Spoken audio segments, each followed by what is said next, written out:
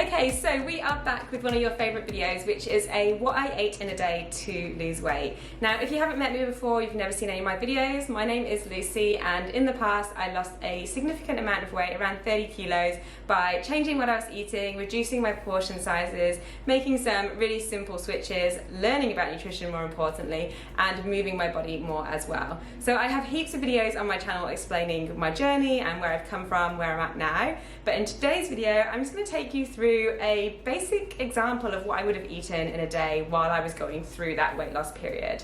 I want to preface this by saying that this is not specific dietary advice. This is just for entertainment and to give you a bit of an idea as to what I ate when I was losing weight, to give you an example of a day and maybe give you some recipe ideas or some ideas about how you can eat in a calorie deficit, especially if you have other people in your household. Getting general information about nutrition, calories, macros, and that sort of stuff online or from a personal trainer is not a problem, but if you need specific information regarding your condition or your diet, or you want a particular meal plan, then it's best to go and find a professional dietitian who can give you that information. The second thing I wanted to mention is just what I did in particular while I was going through my weight loss. The first thing to mention is that when I started, I was around 90 kilos, so I had a significant amount of weight to lose, and so I didn't need to make that many crazy changes to my diet to start to see progress. So what I focused on was reducing portion sizes, making those simple switches, and looking out for the hidden calories, as well as really learning and educating myself on the principles of nutrition as time went on. So it wasn't anything too crazy, but from before I started eating in a calorie deficit to as I was and afterwards, there was a distinct difference between the amount of food I was eating and some of the things I was eating. But I never specifically cut anything out of my diet at all. I would still have a little bit of chocolate if I wanted it. I would still have, for example, pizza, because I love pizza and I still do to this day. I just was mindful of how much I was eating and how often I was eating it as well. So it was more about optimizing my diet rather than restricting and thinking about what was going to keep me fuller for longer. Now, I didn't really know a huge amount about nutrition as I was going through my calorie deficit, and I know a lot more now that my job has a lot to do with it. But in terms of general advice, if you're eating in a calorie deficit, you really want to be managing hunger and optimizing your diet to eat in a calorie deficit so that you're finding it easy to sustain that for a long period. So that means, one, not going in a dramatic or an extreme calorie deficit. You want it to be manageable and sustainable, and also thinking about what you're actually consuming and making sure that it is optimized to keep you full, to make sure that you're eating what you want to eat, again, so you have that goal of being able to maintain it for a longer period of time. I did recently make a video on that, so if you want to go and check it out, I will pop it up here so you can click through to that one as well. Alright, without further ado, let's move on into the video. We're going to start with some breakfast. All the meals in this video are pretty good because they actually work out to be relatively cheap per portion. They're super easy to make, and also the portions that they make are quite big, so you can separate them out and then you can use them as meal prep for the week, or you can just pick and choose throughout the week what you want to eat. And then the final meal, which is dinner, will give you an example of how I would adapt a meal, and I still do this for me versus somebody who eats higher calories. So my partner at the moment, he needs a lot more calories than I do, just with the type of training that he does and the size of him. And so he often will have a slightly adapted version of what we have for dinner, and I will make mine slightly lower calorie just because I don't need it as much. Plus, I love vegetables and he's not such a fan either. So that will give you an example of that, because that is a question that comes up so much. All right, I'm gonna stop talking. Let's move on into breakfast. I hope you enjoy this video. Alright, so for breakfast we're going to be making some egg muffins, and what I really love about this meal is that you can put them in the fridge or you can stick them in the freezer and they'll keep for quite a while, but you can also just throw in anything that you want, so you can change up the flavours or use whatever you have in your fridge. So for today I'm going to be putting in mine some bacon, some mushrooms and also some spinach. To start with, what you're going to do is crack 6 eggs in a bowl. Now this recipe is going to make 9, so if you wanted to make more for prep, then obviously just change up the amount that you're using. Once you've done that, you're just going to chop up literally anything that you want to put in these. So you can put as much or as little as you like. So like I said, I'm going to be putting mushrooms, spinach and bacon in. So I'm just going to chop all these mushrooms up. They are going to get fried off, so I'm not too worried about the size of them. And then I'm just going to chop up the bacon as well. Once I've done that, I'm going to chuck that all in a frying pan with a little bit of oil and just let that boil off. And then once that's cooked, I'm just going to add the spinach as well. It doesn't need to be fully cooked because these are going to go in the oven, so just make sure you're heating it up and wilting it down. And then I'm going to add some herbs. As you'll see throughout this video, herbs to me are life. So I think I added oregano here, but I literally would add anything.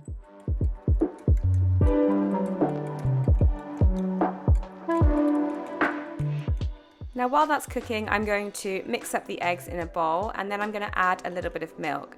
Now I've chosen to add some almond milk, but I honestly just would chuck in anything that I have on hand. It's just really to add to the volume. So you could use dairy. I just don't eat dairy because of my skin at the moment. And then I'm going to add more seasoning. So I'm adding some chili flakes, some salt, some pepper, and some fennel seeds as well, because fennel with anything breakfast-like is so, so good.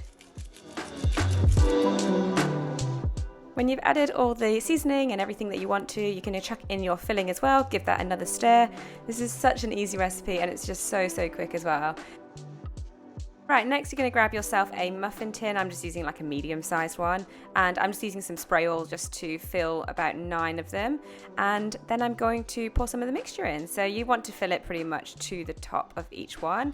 And then once you've done that, it's as simple as putting it in the oven at 180 degrees for around 15 to 20 minutes. When I used to make these, I had a slightly larger muffin tin, so they did make slightly larger portions, but today this is what we've ended up with. So what's fantastic about this is that you can have them as a snack or you can have them as a meal, and you can add things to them. So as always, I'm garnishing it, but you could always add some cheese or some smoked salmon, something like that if you fancied it. Alright, so we're moving on to a mid-morning snack, or you could have this at any time of the day, and it is super simple again. You're going to get the theme running through this video, but I'm just going to have some hard-boiled eggs with a bit of seasoning and some sriracha. So super easy. I've never mastered boiling an egg, so what's great about hard-boiled eggs is you can't really go wrong. So you just boil them for about 5 minutes. I add some chili flakes and a little bit of salt, and then definitely some sriracha. And then if I feel like I need any extra, I might have these on a Rivita or a rice cracker, something like that, just to fill me up a little bit more. Or like in the previous meal, you can have it with a bit of smoked salmon as well. But it is so good, so easy, high in protein, really satiating, and a great snack. Okay, we're moving on to lunchtime, and this recipe is an absolute belter. It's fish finger tacos. So fish fingers, obviously they're super cheap. You can buy them in the freezer section and just throw them in there and keep them there.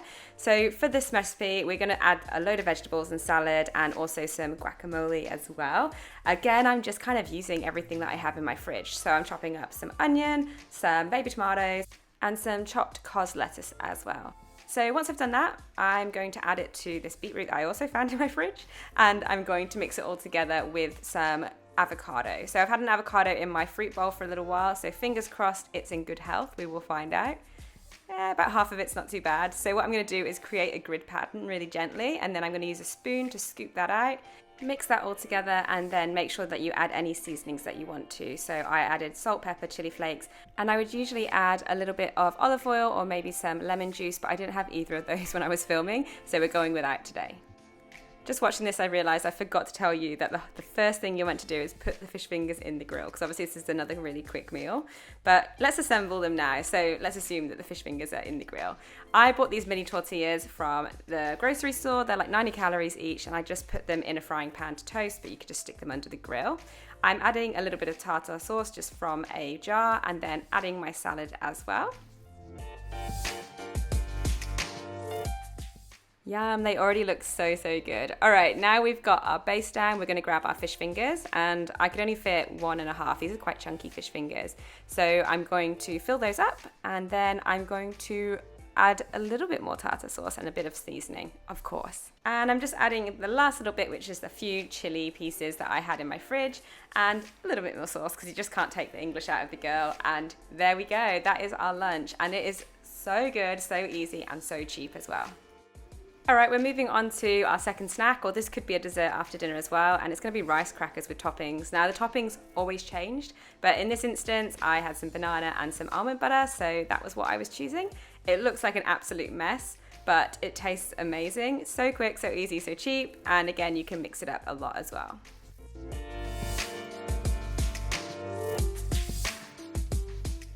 All All right, and we are moving on to dinner time, which to me, in my opinion, is definitely the best meal of the day. And we are going to be making a meatball sub from scratch, and I'm going to be adapting that for me to have a salad with a side of bread.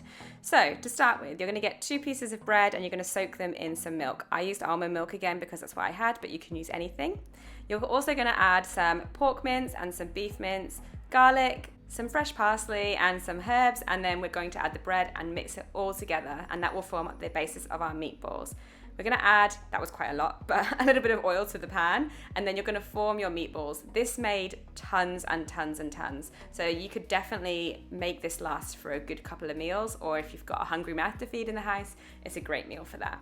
So they're going to go into a saucepan on a medium heat, and you're just going to let them brown off, turning them once one side is brown. You'll also want to have your oven preheating to 180 degrees Celsius as well at this point.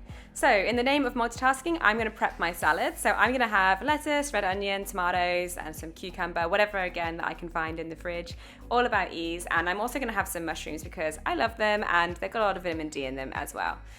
From the browning of the meatballs, they're going to go into an oven-proof dish, very neatly there, beautiful, and then they're going to get thrown into the oven. Okay, so now it's time to focus on the sauce. So we're going to use 500 mils of passata, some fresh parsley again, salt, pepper and some garlic, and a cup of water. And that's just going to go straight into the saucepan that the meatballs came out of so we can get all those good juices. And we're just going to stir that and let it simmer on a medium heat until it starts to reduce. And then 15 to 20 minutes later, we are going to start to reintroduce our meatballs. Yum, they look so good, and as you can see, it does make absolutely tons. So you're just gonna keep rolling them around in the sauce and let the sauce thicken up to whatever you like. Now we are gonna start making it. So I'm having the salad on the right, and I've dressed that with a little bit of red wine vinegar and some dressing, as well as salt and pepper and garlic. And then for my boyfriend, he's gonna have a sub. So I've chopped up a half loaf of ciabatta and I've toasted it, and I've added some of the sauce from the frying pan, a little bit of spinach and some meatballs. And then he's having mozzarella on his, which is going to go under the grill, which looks insane. And I probably would have the same on my salad if I could have cheese, but I wasn't too fussed this night. So this is an example of how I would cook for 2 people, one who is eating in a calorie deficit or trying to eat slightly differently, and one who is probably in a surplus most of the time. So he's having that sub, it looks amazing, and I did have a bite of it with no cheese. And I'm going to throw all my vegetables and meatballs on top of my salad as well. And this is the final product. How good does that look? It's so amazing. And what I did was added some salsa and a bit of that ciabatta on the side of mine to enjoy as well. Oh, so good. Alright guys, I hope you enjoyed that video and it's given you some good ideas for recipes. If you do make any of these recipes, then make sure to take a photo and send it to me, tag me, email me, whatever it might be. I love to interact with you guys and see what you guys are up to as well. But otherwise, I will see you in the next video. Have a great day.